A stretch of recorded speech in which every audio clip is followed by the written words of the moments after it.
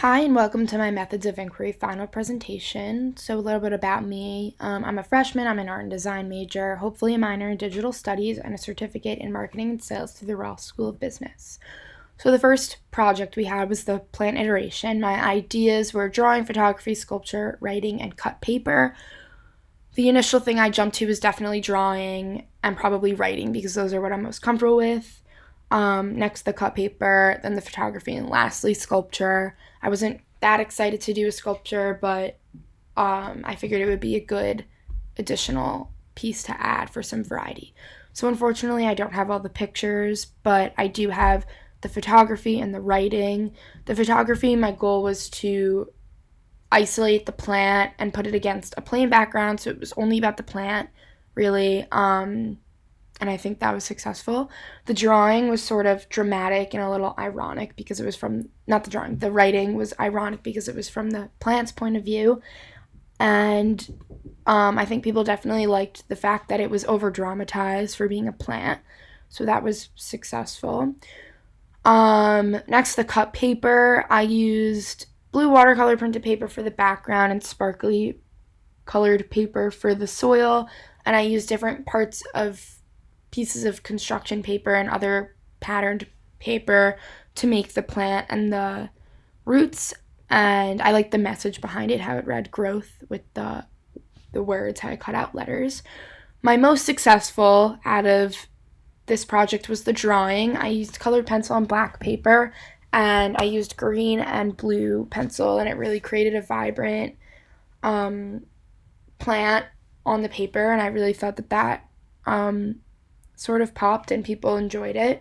The sculpture was definitely my least successful because there wasn't a lot of structure. It was made out of pipe cleaners and it sort of flopped over on itself, and I used the class's advice, and for the results for the sculpture, I made it sturdier by weaving pipe cleaners within each other so that the leaves became more bendable, and that one was definitely successful in comparison to the original sculpture. And you could manipulate it and bend it the way you wanted it. It was interactive, and I really liked how it came out. And the drawing, I created a triptych, so I made 2 more drawings with other colors on black paper, and I used white to make the highlights. And it really popped off the page, and it was very vibrant, and I think that was very successful. Next project was the material studies. My material was cardboard. My initial ideas were to make things that were both decorative and also for utilization, to use things that I was comfortable with and utilize skills that I wasn't as comfortable with. So I was very comfortable with drawing. That was my first thing that I thought of, to use the cardboard as a canvas, and I thought that was really successful using charcoal, both white and black charcoal. And that was a skill that I knew how to do very well. 2 skills that I didn't know was sort of making sculptures out of them. So the necklace, the shoes, and the phone stand.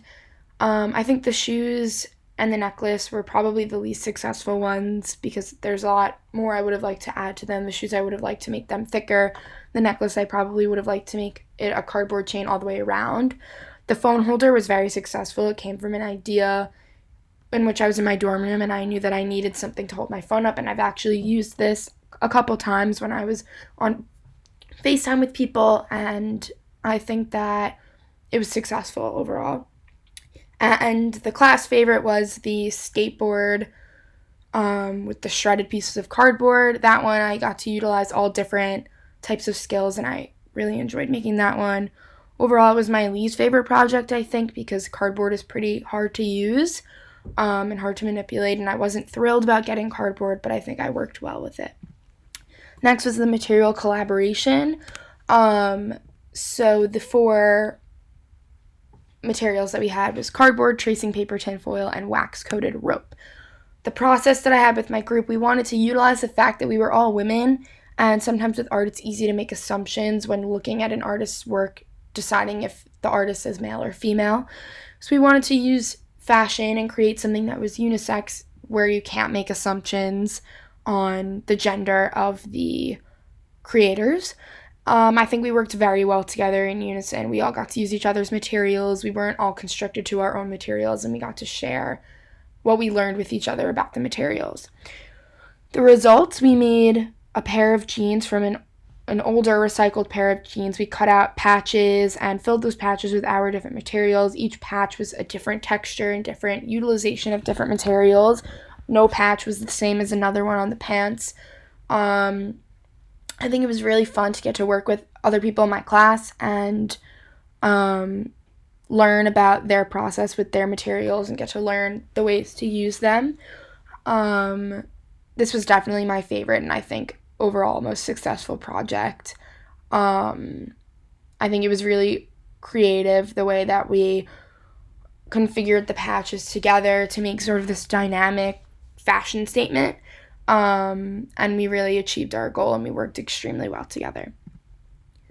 Next, for the mind mapping project, first I made a list of nouns, adjectives, and verbs that I collected, and I chose a combination unique beginning because I thought it was very open-ended and there were a lot of different ways I could go. Originally, I wasn't positive in the direction I was moving, but as I went through the branches, I became more clear with the questions I was asking myself through this process, and I think it helped me work through to find what I was going to be researching about. I really enjoyed mind mapping, and I thought it was very successful and took me down a path which was totally different than I expected, and I got to learn a lot about myself and about the topic I was researching. So my original question from the mind map that I got was, is creativity more from nature or nurture? I had a bunch of different sources about the heritability of creativity, how it can be passed down, the ways people use their creativity, how you can use it within classrooms. And I realized that through all of this research, the importance of incorporating creativity into classrooms like our own in the methods of inquiry class. And that's sort of the direction I went with my research project to get to my speculative project proposal. And yeah, so my speculative project proposal was how to incorporate creativity into school systems. Through the process of it, I learned about the actual science between the nurture of creativity and how it actually plays as much of a role in children growing up as the nature side of it does. And it's really important to add creativity into children's lives because it teaches them problem solving and collaborative working, and it's a good skill to have. So I proposed a way to make an artistic syllabus for teachers all over the world in which they allot time each day for their kids to work together and independently with very loose guidelines for creative projects. I actually modeled it very similarly to our methods of inquiry class because I think it's been really helpful for all of my classes, the skills I've learned to use my creativity with these loose guidelines. And I think I'm much better at creative thinking on my own without the help of other people. And I'm also better through this process of being able to collaborate with others. So I really enjoy being able to turn my ideas into an actual proposal that would help future generations. And I think it's a very important issue. My Finding Time project, I had 3 initial ideas to record my dream every night and write down possible meanings, as well as a sketch of the dream or part of each dream, draw a scene from a TV show that I watch every day, or spend 10 minutes trying to learn how to play the piano.